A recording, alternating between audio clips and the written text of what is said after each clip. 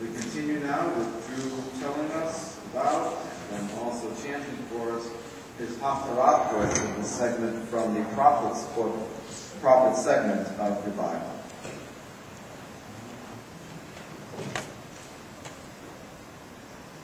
Prophets in ancient Israel were people who God chose to speak to and to deliver his message. Back then, they acted as judges, leaders, advisors to the king, and in some cases, they were the king. My Haftara Portion is from the first book of Kings. King David, one of the greatest kings in Israel, is in his old age and faces a serious dilemma. Who shall be the heir to his throne, Adoniyahu or Solomon? That is where the struggle for the throne starts. Adoniyahu gathered several officials such as Yoav, the head general of David's army, and priest Abiathar to support him. Things may have looked bad for Solomon, but he is Solomon wise.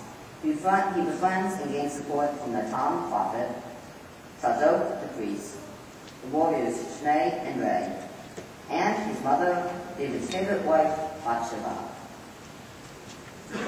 On his deathbed, David is deliberating with the pet.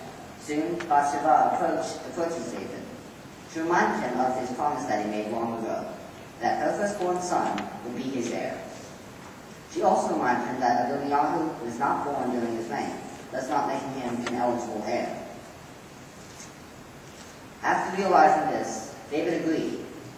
In gratitude, Bathsheba bowed her head towards her husband, facing the ground, and declared, "May my Lord King David live forever." There are many moral similarities between this passage and my Torah passage. For example, the trait of loyalty is explored. As Eliezer showed his loyalty to Abraham, David showed a different kind of loyalty by keeping to his promise that Solomon would one day be king. Another similarity to my Torah passage is that both Abraham and David want to establish a lineage. Now, Abraham wanted a more ethnic connection, but David wanted to establish a lineage of royalty. Although there is no longer a throne of Israel, Jews still want to keep an ethnic lineage.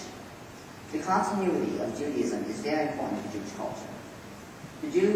Judaism is worth preserving and passing on in order to keep our faith and traditions alive. To follow my chanting, please turn to page 340 back in the Torah commentary books. Page 340, verse 28.